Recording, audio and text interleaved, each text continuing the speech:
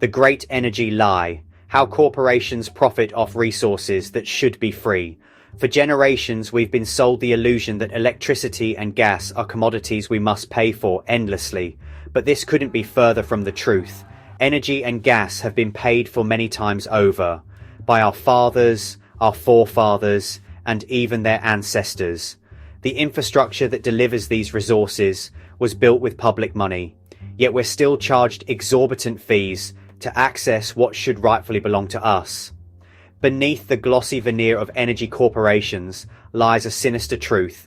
The system is designed to enslave us financially while profiting off resources that are naturally abundant and in many cases free.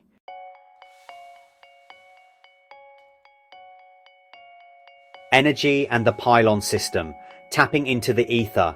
The network of pylons crisscrossing our lands isn't just a delivery system for electricity, it's a conduit for harnessing energy from the ether.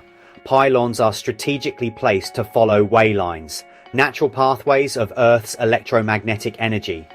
These way lines are not random, they align with the planet's geomagnetic grid, acting as collectors for energy already present in the atmosphere. This atmospheric energy is a boundless resource, constantly replenished by the Earth's natural electromagnetic field and cosmic forces. While we're led to believe that electricity is generated solely from burning fossil fuels or renewables like wind and solar, the truth is more complex. A significant portion of the energy distributed through the grid is drawn directly from the ether via these pylons. This energy is free, abundant, and belongs to all of us. Yet corporations monetize it, adding layers of bureaucracy and inflated costs to create the illusion of scarcity. The energy companies never acknowledge this hidden source of power because it would expose their business model as the scam it is. Instead, they focus on metering and charging us for energy that in many cases wasn't generated at all, but simply collected from nature.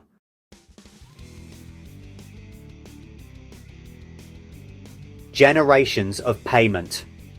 How we've been exploited. The story gets even darker when we consider the historical aspect. The infrastructure for delivering energy, the grids, pylons and pipelines, was built decades ago, funded entirely by taxpayer money. Our fathers and grandfathers paid for these systems through their taxes. Yet today we're still being charged as if these resources are new and scarce. Privatization made this worse. Publicly funded systems were sold off to private corporations at bargain prices under the pretense of efficiency. These companies now profit off infrastructure that was built and paid for by the public.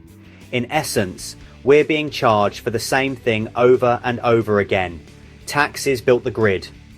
The national grid and pipeline systems were constructed using public funds with the promise of affordable and equitable access for all. Privatization hijacked it.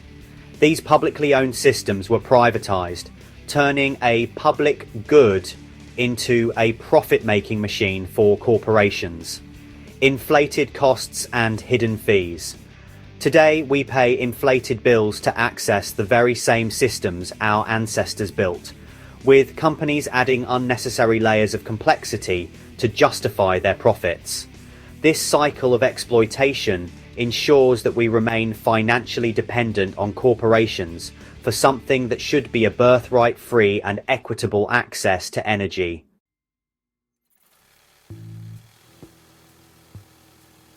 Gas. Another story of theft and control. Gas, like electricity, tells a similar tale of exploitation. For centuries, gas reserves were considered a shared resource, owned collectively by the public. It was extracted from public lands and initially managed by government entities. But over time, these reserves were handed over to private corporations, who now control distribution and inflate prices at will. The pipelines used to transport gas were also built using taxpayer money. Just like the pylon system, this infrastructure was paid for long ago. Yet gas companies charge us exorbitantly, adding layers of delivery fees, standing charges and other costs to an already overpaid system. Worse still, gas is often extracted from public lands leased at minimal cost to corporations. These companies profit off resources that should belong to everyone, while ensuring that consumers see none of the benefits.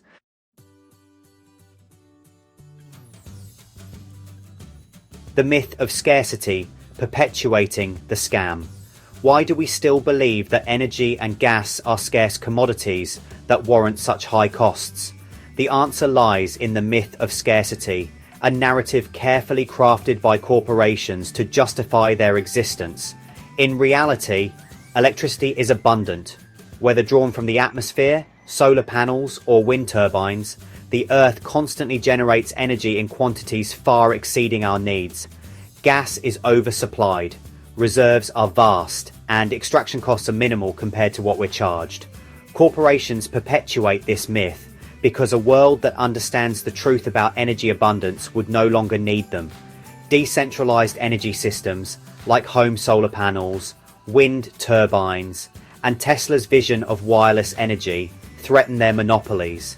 These technologies could empower individuals and communities to generate their own energy, cutting out the middleman entirely.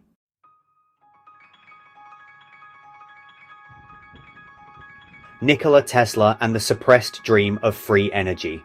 Nikola Tesla understood that energy is everywhere.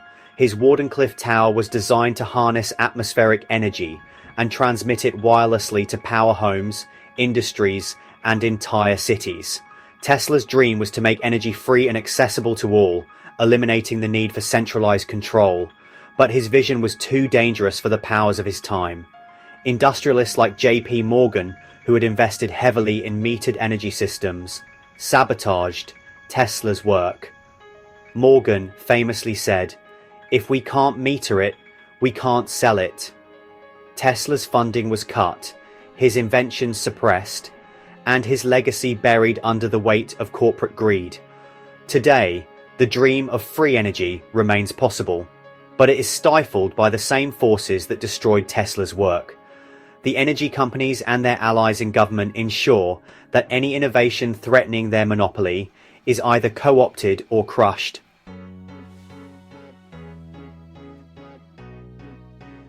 What can we do? Educate yourself. Understanding how energy systems work and how they've been manipulated is the first step toward change. Invest in decentralized energy. Solar panels, wind turbines, and battery systems empower individuals to break free from corporate control. Demand accountability. Pressure governments and corporations to return energy systems to public ownership and invest in free, sustainable technologies. Spread the word. The more people know about the truth of energy abundance, the harder it becomes for corporations to maintain their grip.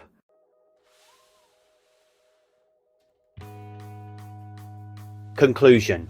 Breaking the chains. Energy and gas are not luxuries. They are fundamental necessities of modern life. The infrastructure to deliver them has been paid for many times over, yet we're trapped in a cycle of endless payments to corporations that add no real value.